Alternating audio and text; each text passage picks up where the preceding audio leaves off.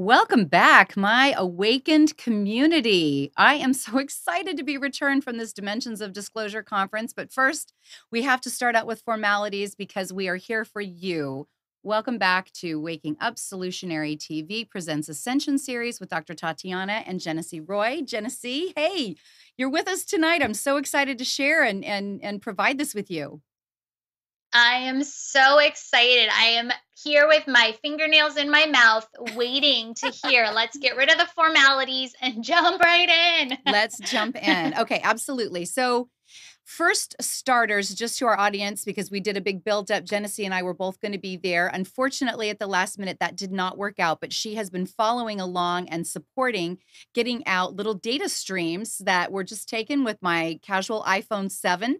Genesee's the one with the professional camera and with the very skilled eye. So I just did my best with the device on hand. We did do an interview live from Dimensions of Disclosure Conference with Joanne Richards. Take a look for that on YouTube. Please go to YouTube and subscribe and like. Here's one of the things that I learned and that Genesee's been telling me for a while. All I really care about is getting this information out to you. That is Genesee's and my goal. But we forget sometimes that there is a method to the business madness behind it. And just getting to our live audience, which is always somewhere between 5 and 10,000, doesn't mean that we're getting to the larger audience that spirals into the levels of community that we're seeking to reach and assist.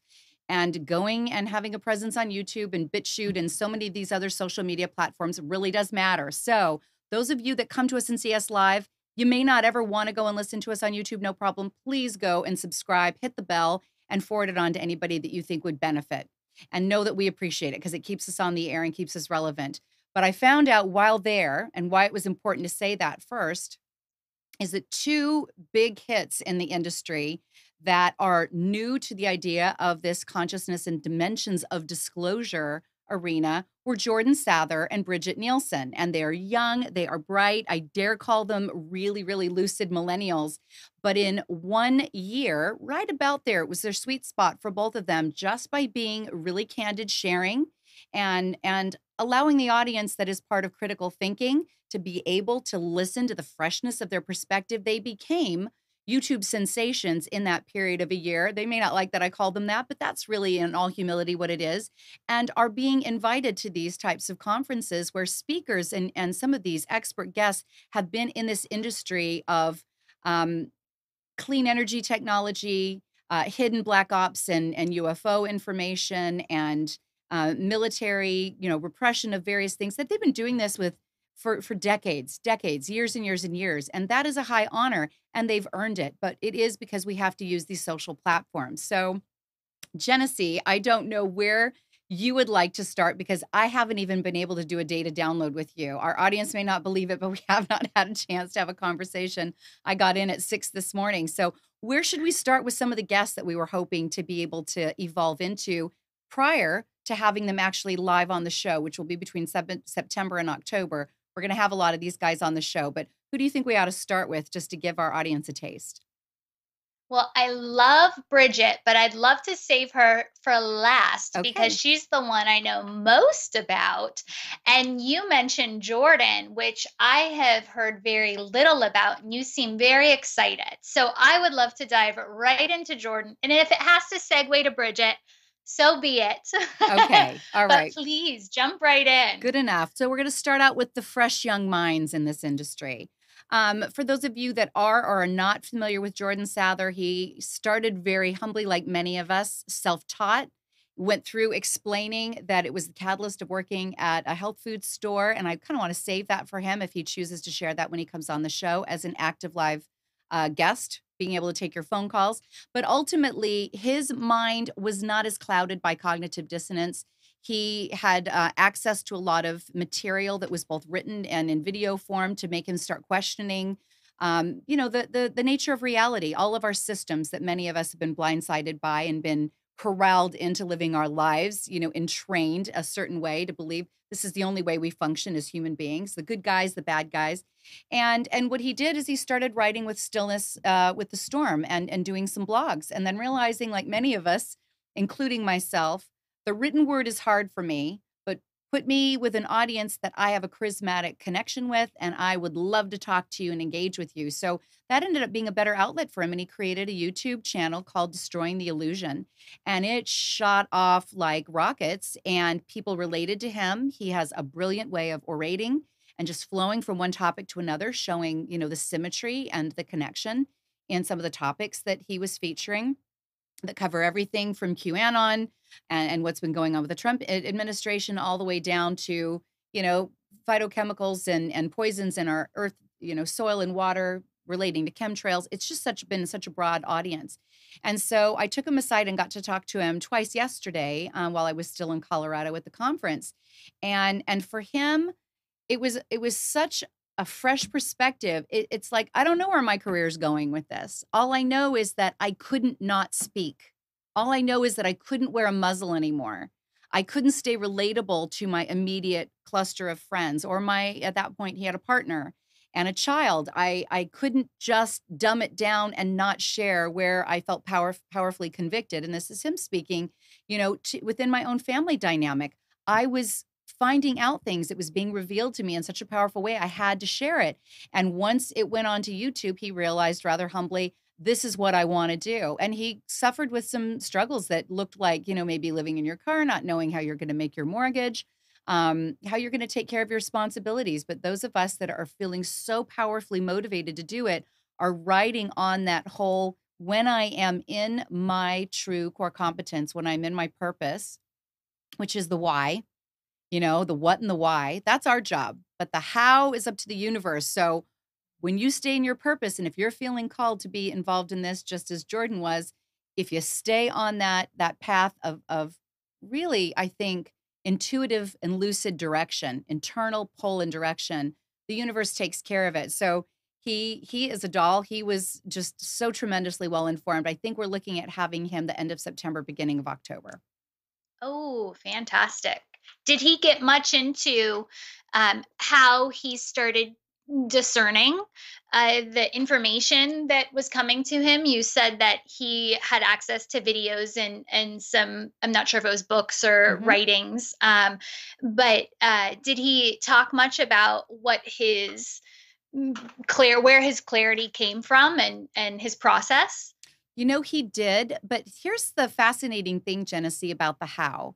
I spoke with many of the guests as well as the speakers and some of the security detail and some of the volunteers that help run it. It was a really broad opportunity to get feedback from all those that were involved at the conference. What was universal with those that I spoke to is that we have an insatiable, ravenous appetite for more information. And that's really what the biggest issue is. The information's out there. When you have a ravenous, insatiable, unstoppable urge to understand how the universe works and what your place is in it, and how you can reinsert yourself from a place that's informed, which was something that Bridget discussed, that Jordan discussed, that David Wilcock discussed. Many of those that were researchers before they were experiencers, or experiencers that needed to understand the nature of what they were experiencing.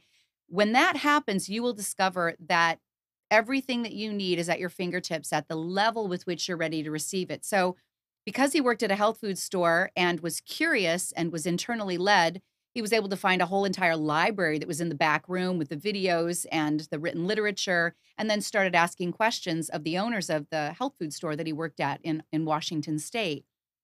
But if you think about it, how many of the employees didn't do that? How many of them didn't Yeah. already have that internal inquiry going? So it was less what content it was or where he found it. It was more that he had woke up to the fact that he was seeking a greater understanding about his place in the universe and his contribution. So you said he was drawing lots of parallels, that he was kind of working in a multidimensional way, Yes. How pulling about this that? information together and weaving a tapestry for you. So, what was the picture that he painted overall? He had so much story leading into how he became, as this neophyte, into an area of expertise, that I think more of his message was challenging others to stay in that place of unsatiable and eager yearning for that truth, and Mm, to stay open to the fact that as long as they are, They will be able to use their own discernment in being able to weave together how it's relevant for them and how they can use that to make an impact Mm, on the world.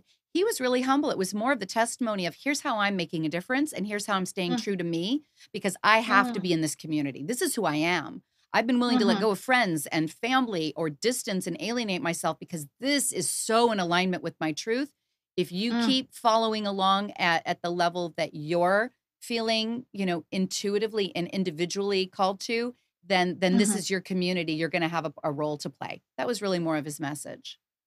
Did he talk about his method of knowing how to discern what felt right and what didn't? Was it just through his process of, again, studying and reading everything he could and Mhm. analyzing? Did he then just run it through himself to see what he felt aligned to and what he didn't, or did he talk about that much? Well, what he did get clear on was that because he had provided himself a pretty a pretty wide filter of allowing everything to come in that was political, that was historical, that was religious, that was at one point philosophical.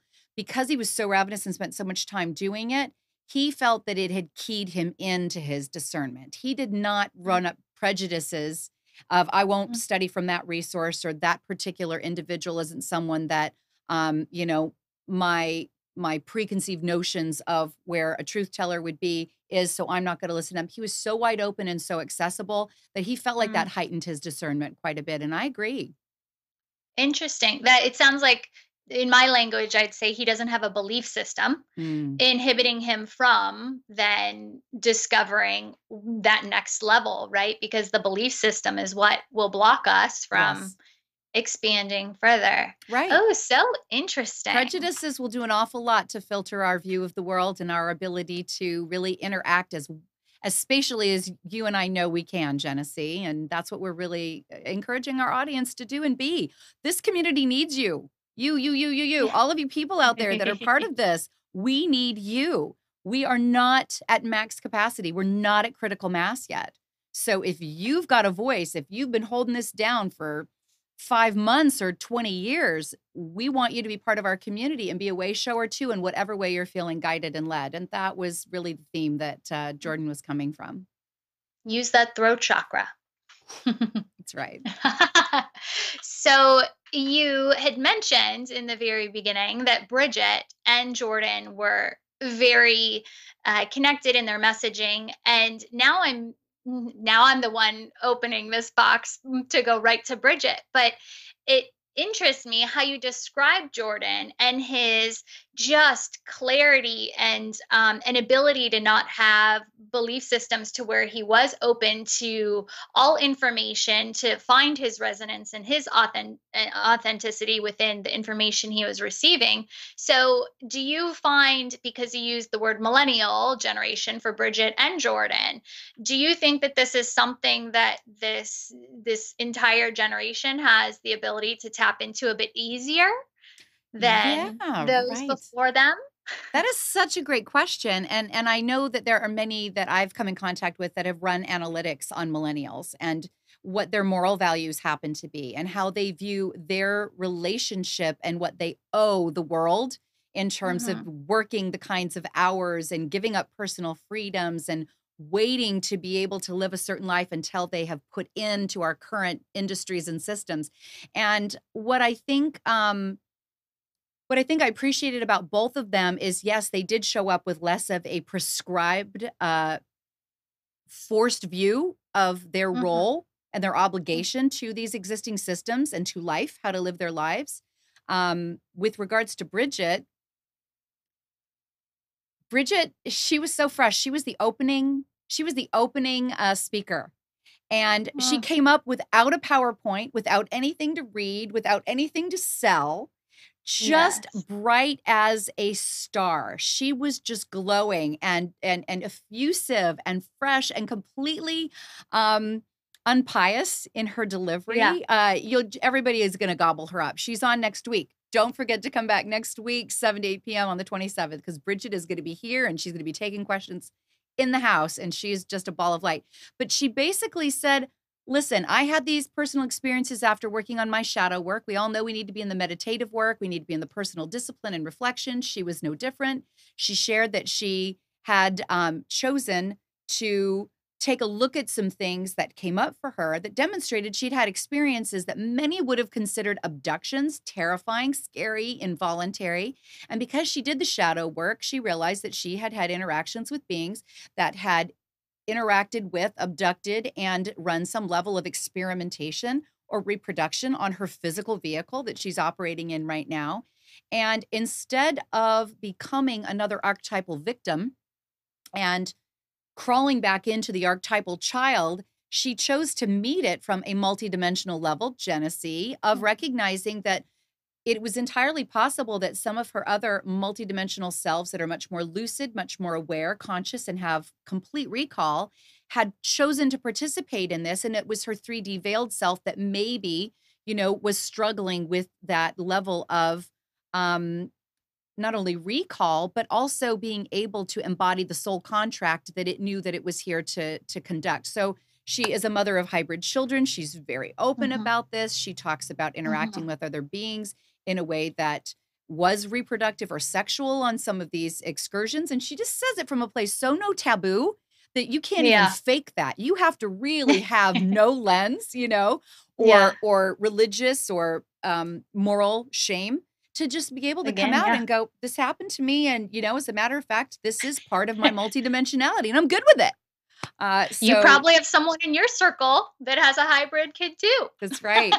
She was brilliant and so present to what it takes for all of us to not be in the fear and actually Uh-huh. get more into the more conscious empowerment of the fact that so much of what brought us to where we are, we actually really did consciously at another multidimensional level, which is available to us now. We did consciously agree to deal with the bullies and to deal with the restrictive personalities that might have been our family or our religious institutions or our education system because it formed who you are in Mhm. that moment. And as soon as you can let go of the stigma around it, and as soon as you can let go of the shame, and proudly embrace your multidimensionality and the story that brought you there, now you're ready to lock and load and move and make a difference. So, Mm.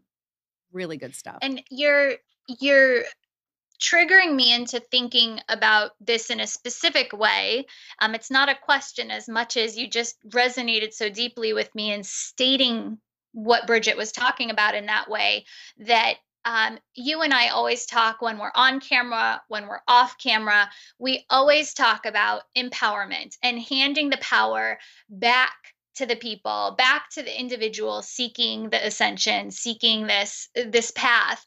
And as you just explained that, it's interesting because the one thing that I see, and I know, not to speak for you, but just because you've talked to me so much about all the work you do, especially this retreat you have coming up at the end of the month, you teach people how to move through their shadow work. And Mhm. that is the hardest part. Yeah.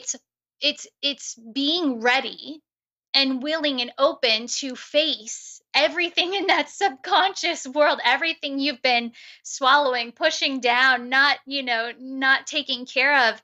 It's the opening the closet and letting the skeletons out. And I truly, you just triggered this in me. I truly think, I know that in doing that shadow work and that healing work, that's where we reclaim our sovereignty. That's where we take back all of our power. But I do feel that, if to the listeners out there, if you don't even know where to start, that is the one place that I think finding somebody who you resonate with, Mhm. finding somebody who is speaking a message that really just resonates with you in some way, shape, or form. Maybe look into their process and what they did to face and deal with their shadow, because that is the first step to reclaiming complete sovereignty and feeling comfortable Yes. in living without fear. And everything Bridget, it sounds like she was talking about, being able to understand, what's out there and see it from this multidimensional self, or this causal body, the total soul. And knowing that, yeah, I chose to have hybrid kids, they're going to get activated on earth one day and they're going to heal the earth, so what? Right. You are right, and I want to just piggyback on that. part of that healing was being empowered that it was true and being willing to be public about the fact that it was true. Here's what she said. She said, I just realized once I was clear that this was part of who I am and this is part of how I'm operating on this planet, in this body, I needed to tell more people about it because if it was happening to me, it was happening to more, and that we really needed to help heal others at the level of community so that they could safely relay what they were impacted by, and then move through that victimhood and that disillusionment and that confusion and the denial into the power. So she said I started putting out a couple of YouTube videos, and apparently they went viral immediately. I think she did 4 of being a hybrid mother, having hybrid children. And she said Mhm. that weekend, she was all over the radio waves, and I believe it was down in Los Angeles, and then immediately all of these interview requests started to come in, and it's just gone like wildfire for her. Do you know how healing and ameliorating as a final step to her process that was to not only Oh, find yeah. that she was accepted, but she was in demand, that people were desperate to Yes. hear her speak so she could connect the Mhm. dots for so many others. And I want to say something too, also to the transparency of the shadow. It was a big part of the message that Emery Smith, who has been big time featured on Cosmic Disclosure with David Wilcock, Emery Smith and Corey Good, again, big insider's insider on Cosmic Disclosure and the Sphere Being Alliance. Take a look at his own website and all that he's doing with conferences. It was Corey Good that put the conference together. But they both have experiences through the military in these kind of black ops, otherwise unheard of programs that have names like Secret Space Program. But they said where we're moving in this awakening of humanity, and I don't mean moving into it's coming down the pike. I mean, we're in it now. We're in the band. We're in that kind of upper octave frequency, and we're going to move all the way through the density until all of humanity is immersed in this, is what I playfully call the no bullshit zone. And what they would say is we're in a fourth dimensional space with which the veil is no longer masking our shadow, making what we say and what we're really thinking not necessarily immediately permeable to those that are around us that we're speaking to or that we're masking our shadow from and our true intentions and our true beliefs. And a lot of the extraterrestrials that we have worked with throughout many of these programs, and that there were quite a few guests that could attest to and had beautiful documentation and corroboration for, they are already in the no bullshit zone. They've been in this for eons, meaning you can't lie. What you think and what you feel is not only what creates your world, it is a veil or a permeable membrane that's connected to everyone else's permeable membrane, and everyone can feel you, sense you. So you can't shake your Mhm. hand and be thinking, oh God, I don't want to talk to this person, and be saying out loud, hello, it's wonderful to meet you. They get what your thought and your emotive field is, whatever that quantum field is saying. No lies, people. No lies. No Yeah, bullshit. you feel it here and here. So intuitives have known this forever. We go into a room and we can feel who's fake right off the bat. Intuitive empaths can feel, you can sometimes hear the gossip in your head. You can feel the disdain while their eyes look at you with a smile, but you can feel their sneer. And that's been difficult for a lot of the indigos and the crystal children and the early intuitives that have been on this planet to be dealing with the veil of quite honestly deception that many Mhm. people are constantly in, our systems that say they're doing one thing towards our freedoms and actually stripping us, and we're all just meant to feed into the storyline. That's been hard for a long time, but the beauty of where we are now is everyone is moving into that band. The intuitive Mm. empathic abilities, which is why I teach what I teach in the energy and medical intuitive coursework, is it's entrainment that we all need to be able to utilize as a skill because we all have it. Mhm. We're all waking up, we're all decalcifying that pineal gland. And so the exciting part of this is that our current mainstream media, our politicians, our corporate heads of multiple organizations for which many of us have become very codependent because of food and air and water and transportation, they're not going to be able to lie to us anymore either. We are all going to be in a place where what they're saying doesn't match what we know and can feel more loudly than what their voice is saying happens to be true. And it is Mm. going to be one of the hardest times for all of us because turning on your intuition, if you haven't been working on it, is going to be dizzying. It's going to Mm. be, according to Emery, according to Corey Good and others that have moved into this field, and I can speak for myself, when you're looking at someone and what they're saying is not what they're truly emoting to you, it can be a very destabilizing place until you realize, no, I am an intuitive consistently, and this is the way it runs. So we're welcoming all of you to maintain communication and building up of this community that we're all in, because you're going through this too. This isn't going to be an exclusive few, and we want to support your process.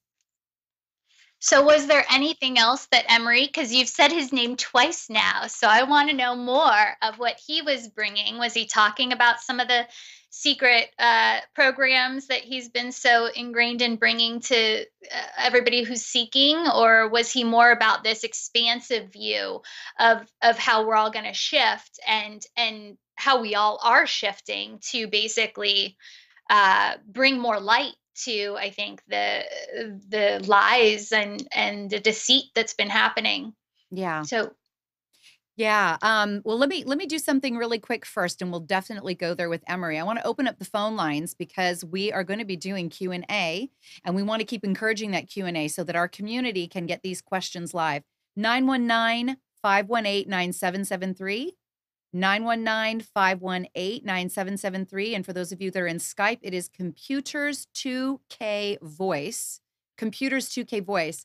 So for those that have been following David Wilcock and all that he's gone through with Corey and then introducing Emery, Emery was one of those whistleblowers that had come incognito, has needed to be protected and not in the limelight up until recently.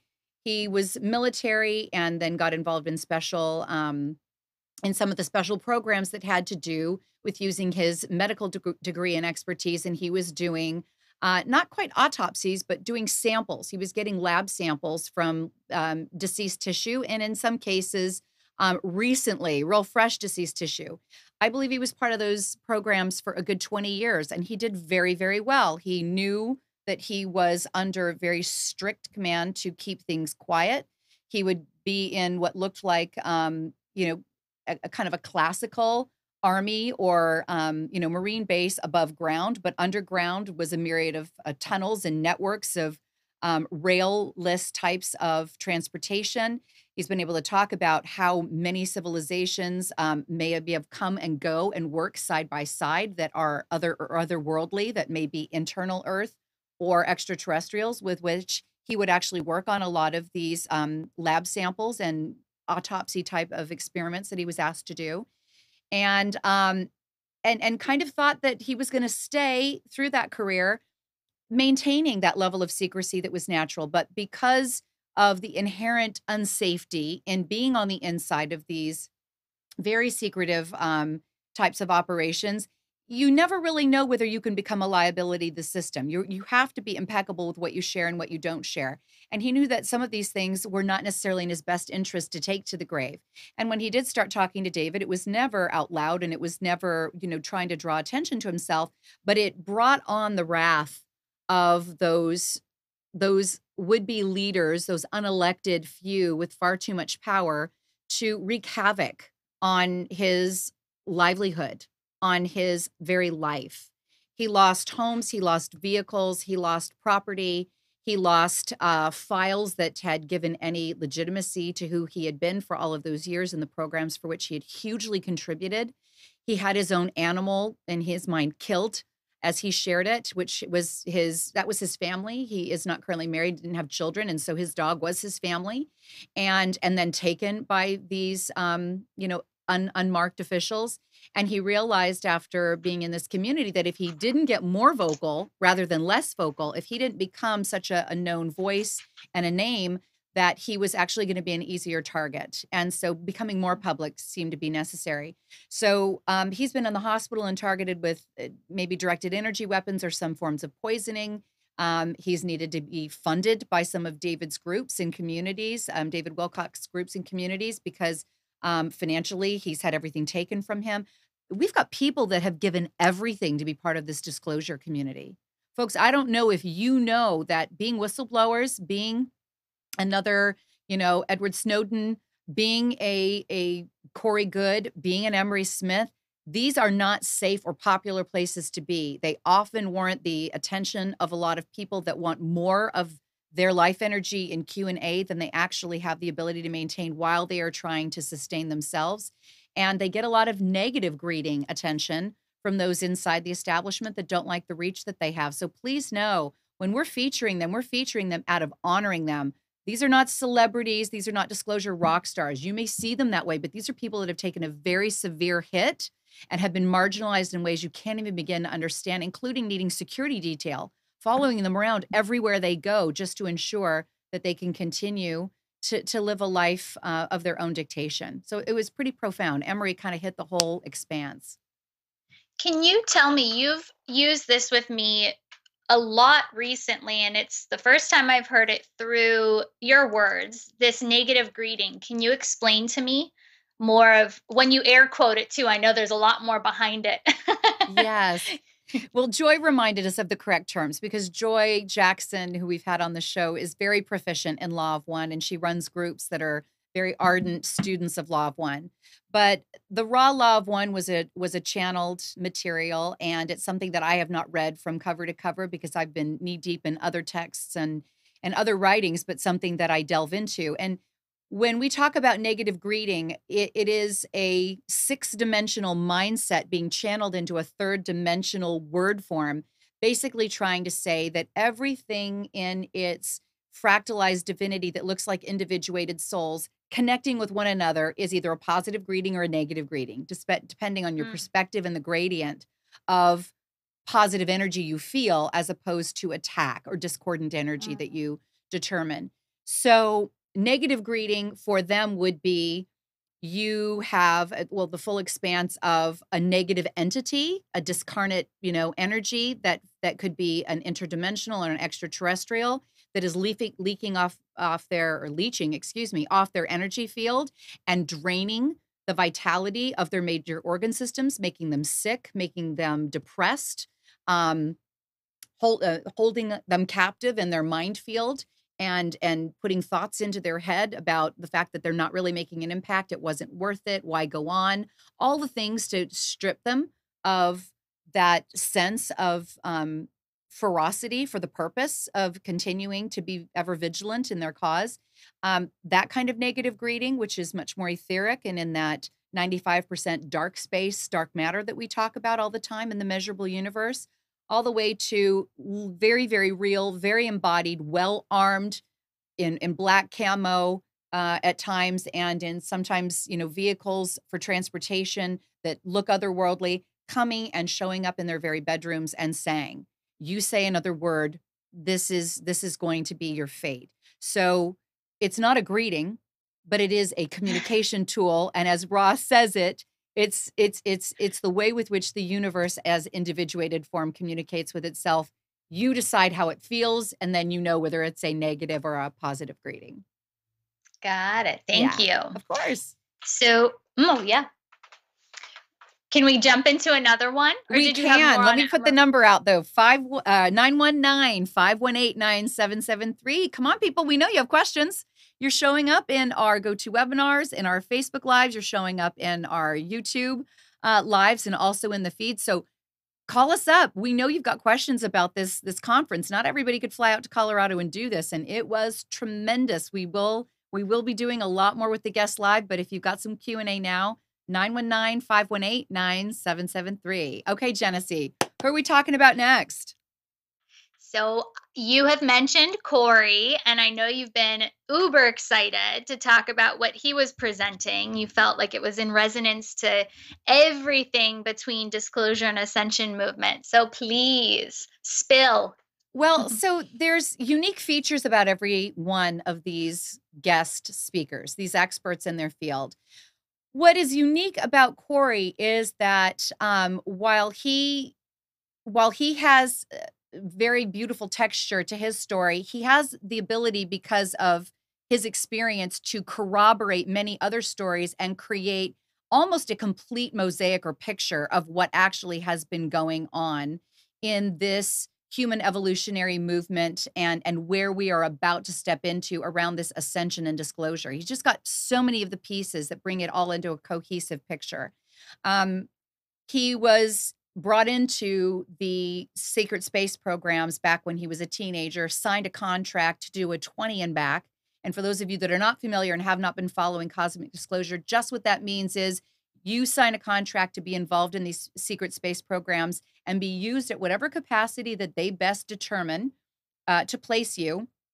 And they agree after 20 years to return you with certain levels of, compensation that you would find to be warranting you giving away 20 years of your life and literally be removed from your family, removed from your life, removed from your education, removed from any commitments that you have, because you're going to be gone for 20 years and they're going to put you back having already determined how to master space time and and time travel. They're going to put you right back where they took you, the very moment, the very day, and they age reverse you using a very specific alien technology, extraterrestrial and high quantum science technology. They age regress you right back to that very space time and plug you back in.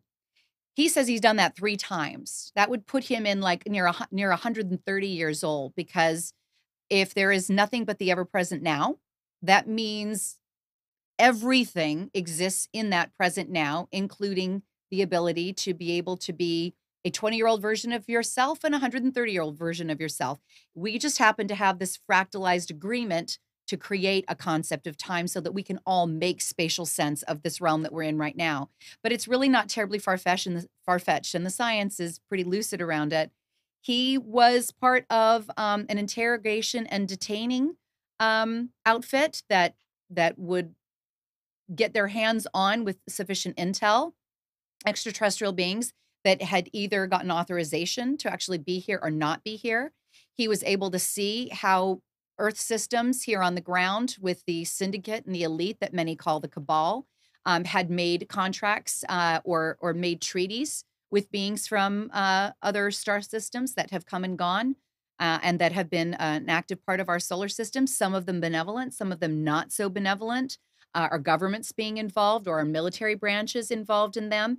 And a lot of them have had to do with how safe the rest of our society is, because they knew that they didn't have the technology to be able to sufficiently defend us. And so they kind of volunteered, in some cases, many of our own human citizenry to be taken or abducted or removed off world.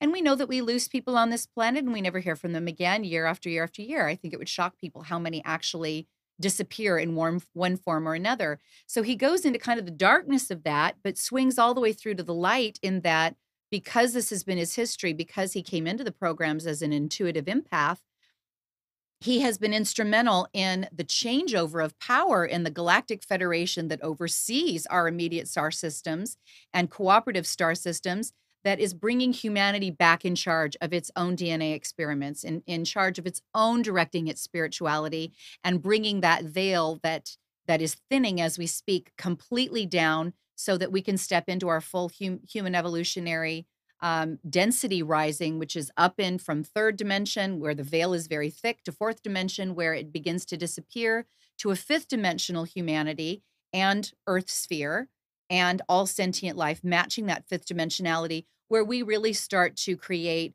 higher levels of social order and very connected levels of galactic brotherhood and sisterhood, and act upon a growth potential that has always been available to us, but that has been held down because of these cabal and these dark energy syndicates. And those that have worked with him, extraterrestrials that have known his soul that he didn't directly recognize in some of these in these interactions, he says have given him a certain name that sounds very biblical, that sounds very prophetic, and it smacks of Enoch. And those that have read the books of Enoch, those that have studied biblical lore and maybe gotten into some of the Kabbalah, will know that there were prophets like Elijah and those that have actually come and were told that they would return to us, maybe in different bodies, maybe in different forms, but that he is a return of one of these prophetic figures and one of the way showers of moving us. And he's very humble about this. I want to say he's very introverted. He is very straight and narrow in the way that he delivers, and does not assume any level of prophetic celebrityism, is not inviting You and haven't invoking yeah, that. You haven't explained it in an ego way. I mean, how you've explained him and his process, it seems extremely humble and like this is something he's just been charged to do. Mhm.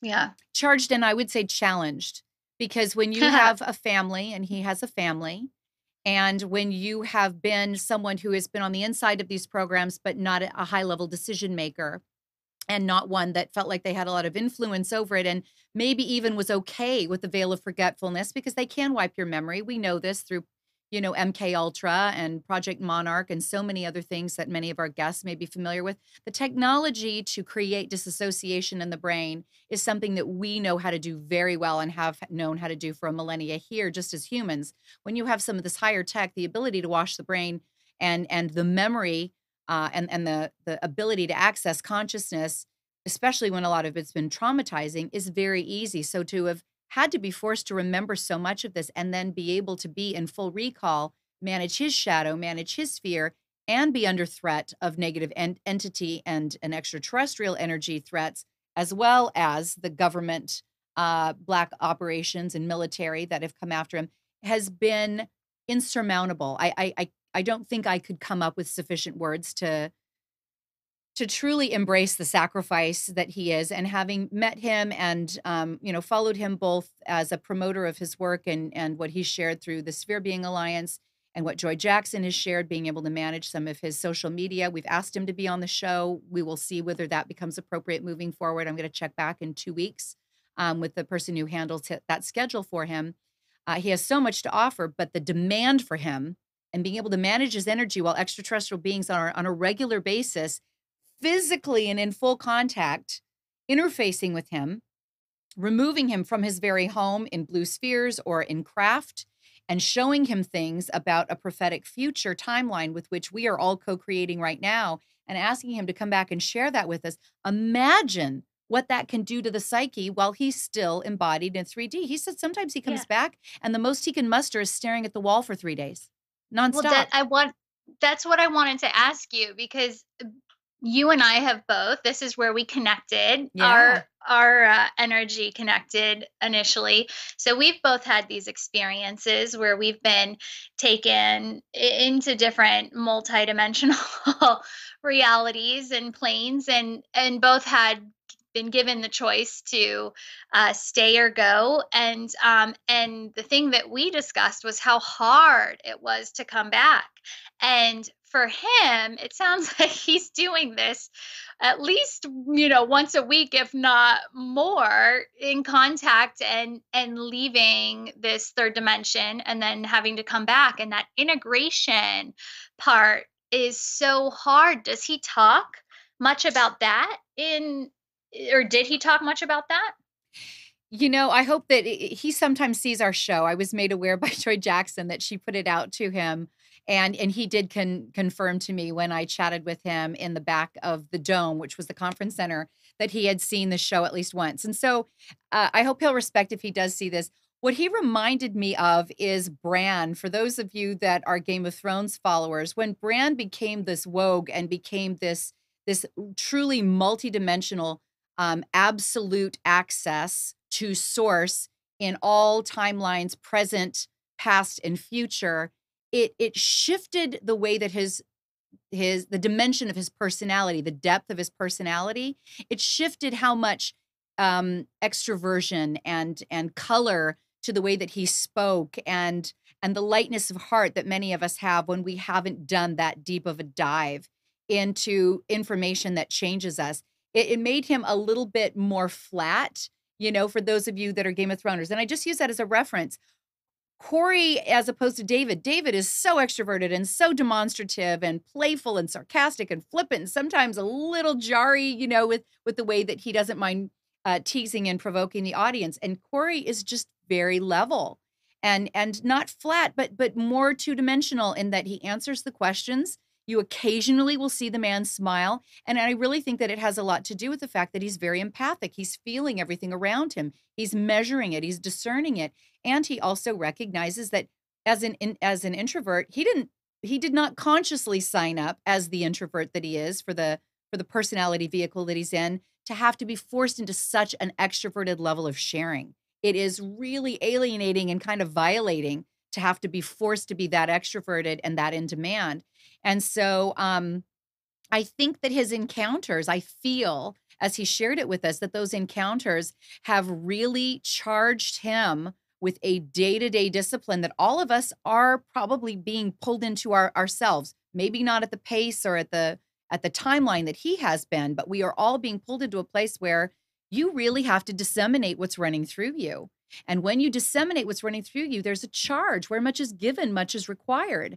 This is true of every intuitive as they are waking up and acknowledging the responsibility of that awakening. You're meant to hold a space of being a way shower for others, and you have to integrate it for yourself before you can do that. So he's been humbled, he has been challenged, he has been almost coerced into being an individual that he would not have naturally been able to do. He's had to overcome the flesh in every way to be able to show up at the level that he does for us, Genesee. And it's very impressive to behold.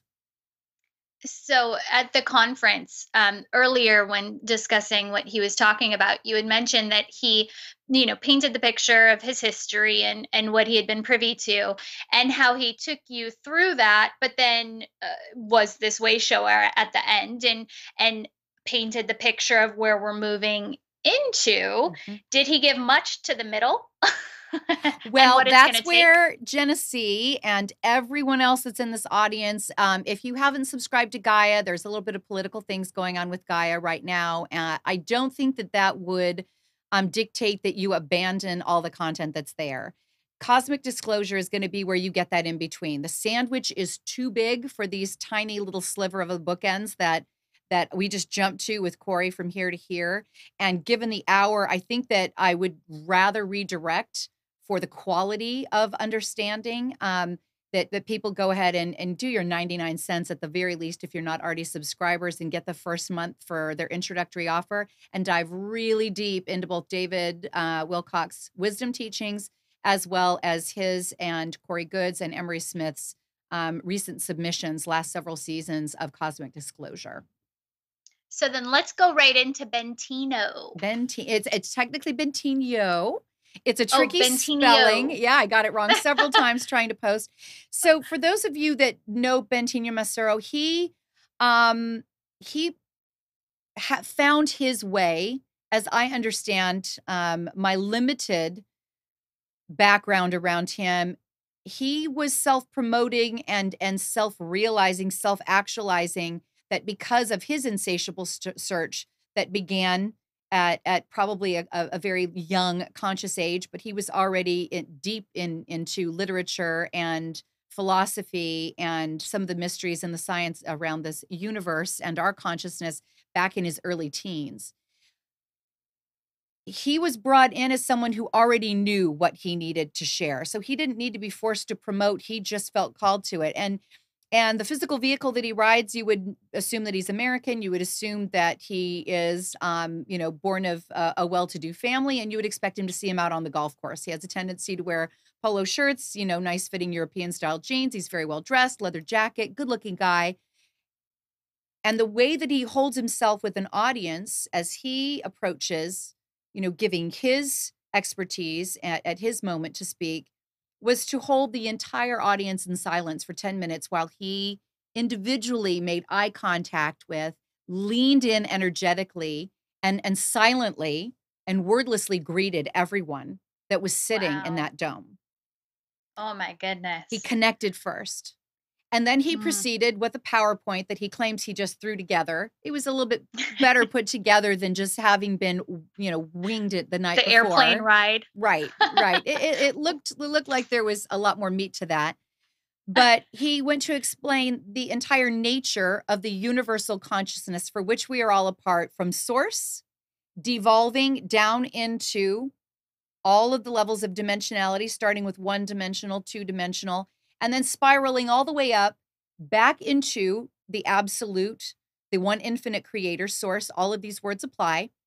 And what it was like to graduate from one to two, two to, he started actually at third dimensional, but three to four, four to five, all the way up, and some of the inherent lessons and sub lessons. It was phenomenal. And by the time he was done speaking, I had a question that couldn't be missed. And it was my meditations. Would you please, Bentin, corroborate this?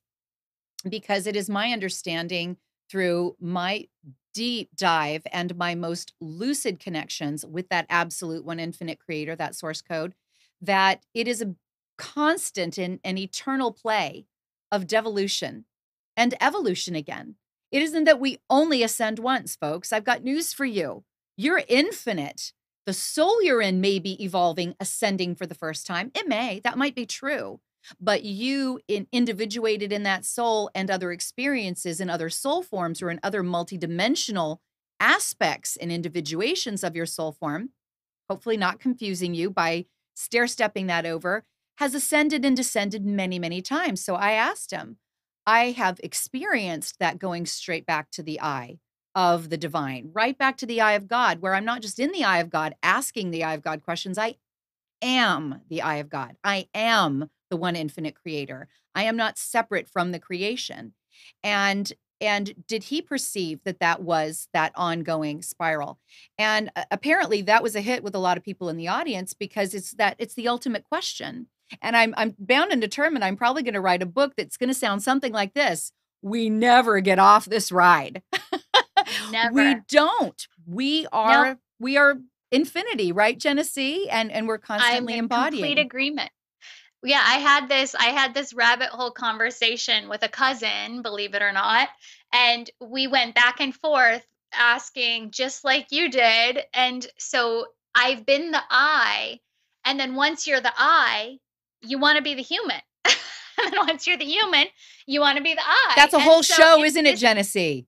it's the Ouroboros, right? It is the infinite spiral of recreation, expansion. It's oscillation. It's all of these words we've heard and played with. And so, like we say, this is our tagline. So if you're not loving it, figure out how to love it, because this is it. That's right. That's right. And Genesee, oh my gosh, that is an entire show. I want to Oh, touch good. on Bentinho again. I'm going to give one last chance to our audience. Anyone that's in the queue, anyone that's in the chat room, 919-518-9773, because this is the biggest, whew, this is the Mac Daddy topic right here. Everything notwithstanding, whether it's blue avians or raptors that you're riding around in spacefaring anti-gravity vehicles with, or you're experiencing ghosts and paranormal activity and every level of multidimensionality, we're talking about the Mac Daddy topic here. What our true nature is and how we spiral in it. And what that divine agenda is that we are choosing very lucidly before we drop into the density of 3D. We knew exactly what we were doing. There's not a single one of us that is here that did not choose to be here. But Genesee, you hit it right on the money. Whether I was talking to some of the guests that were there that have gone into that eye of God through their deep dive meditations and spiritual work and shamanic journeying, or whether it was people like Bentinho, who he said has, because of his experience, made it that much more of a necessity, just by nature of evolution, to find himself in a much tighter bandwidth and social circle that he could relate to. Again, something I deeply understand. When we return to that absolute, why do we want to come back and be individuated again, Genesee? A lot of Mm. those, from Bentinho to a gentleman I spoke to by the name of Matt. Gosh, Matt, I hope that you're listening, because you've gone to that yearning place that the absolute felt when it discovered that it was alone until it began to fractalize and individuate Mm. itself. And the love that you can feel and the bliss that near-death experiencers and deep meditators will tell you, that joy that surpasseth understanding, biblically stated, that joy and that peace, it has an opposite that can feel like a gnawing, aching emptiness that is seeking to have company.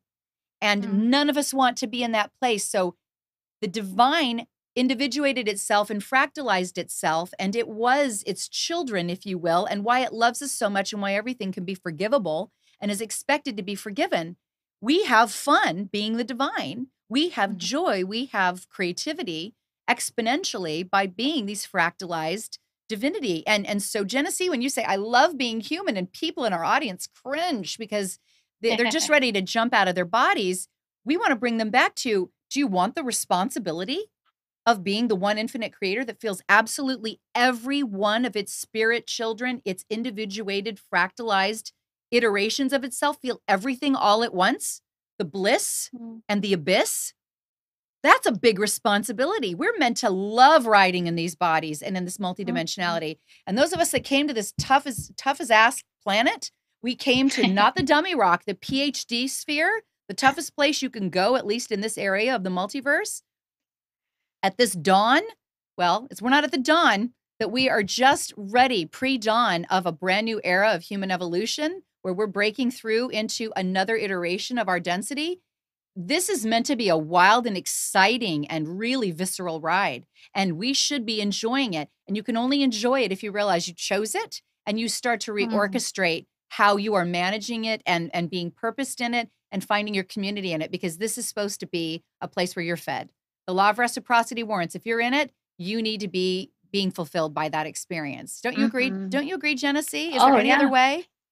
No, and right back to our beginning statement, do the shadow work, because once you do the shadow work, you regain so much of that sovereignty to own this experience, and you claim I am that I am, as above so below. You feel it all, and it makes the ride that much better. Well, let's talk about why we did the ride and why we took the ride and we put that out there in books. I've written 2 books, Prosperity Through the Development of Emotional Intuition, and that did very well on Amazon. I got that, much sought after #1 bestseller status, and then launched the thing I never wanted to write, which was my personal memoir, because you have to kind of really data dump and vomit up your guts, and then you have to go back and make some sense and order and make it palatable for your Mhm. readers and your audience. And that's called The Reluctant Intuitive, a soulful confession and practical guide. I had to tell my story so you understood I'm not special.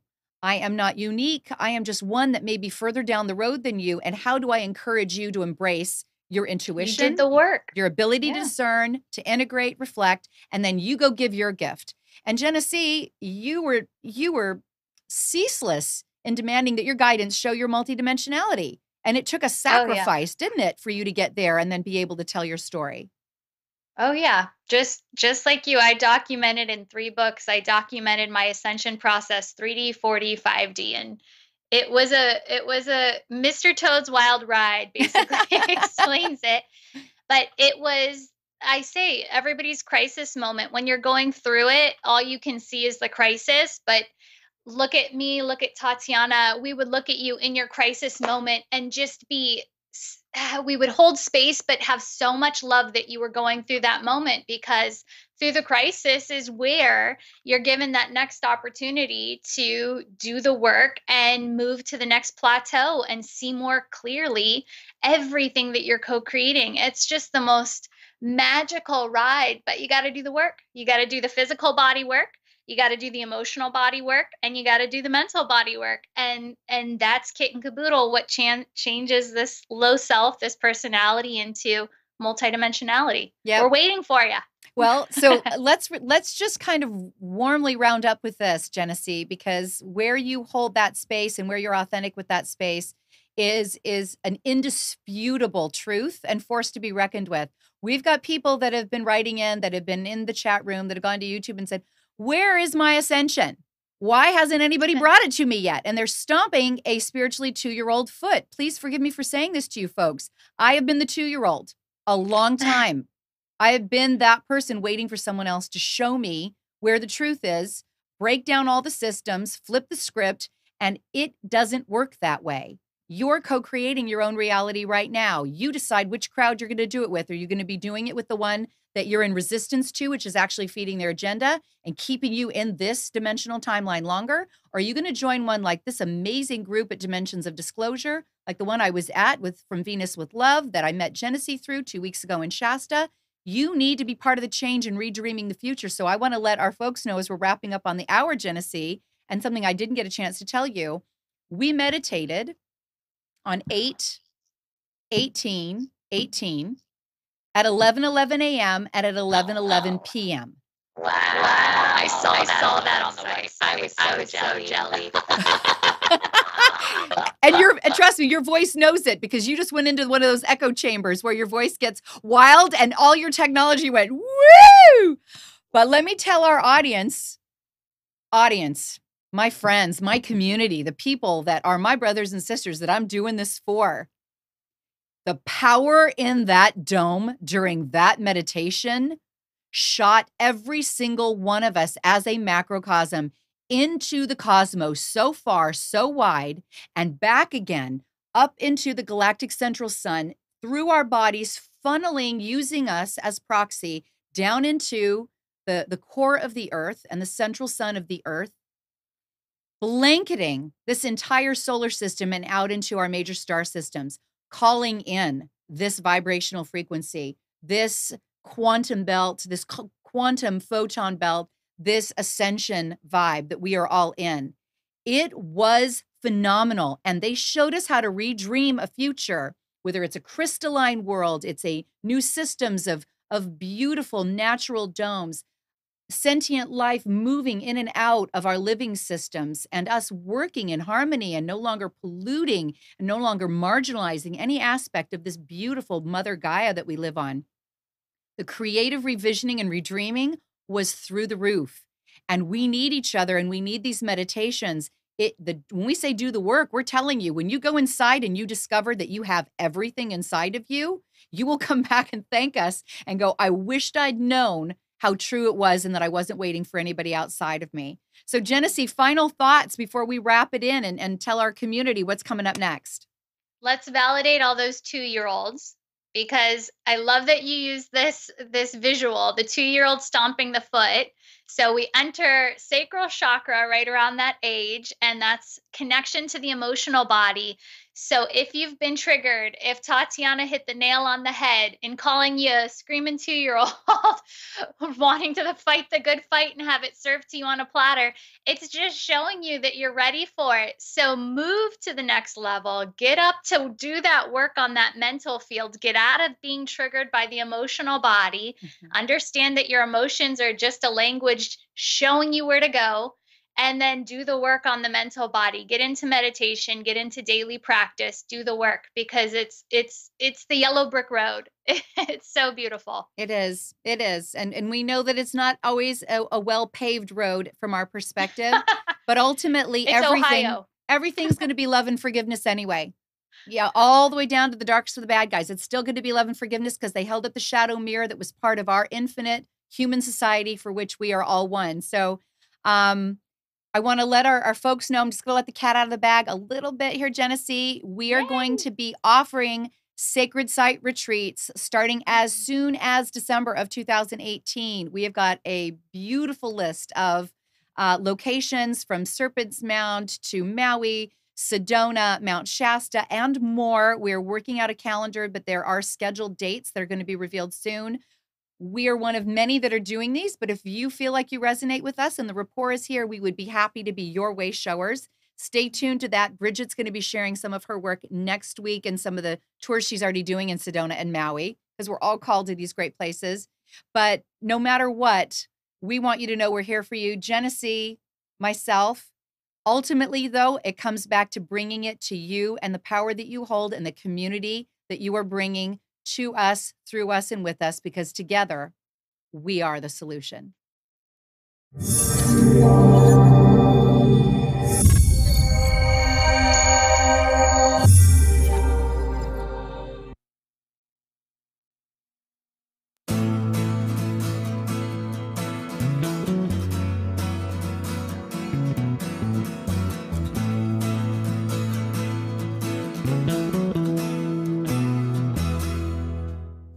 You are tuned to the Nissan Communications Network. If you tuned in too late, you can always watch each program in its entirety or download an MP3 audio file of it in the archives section at nissancommunications.com. Don't forget to subscribe to our YouTube channel, follow us on Twitter, and like us on Facebook. Sponsored by Telestream's Wirecast software, StreamingGear.com, Carolina Apparel, and DeltaForce.net.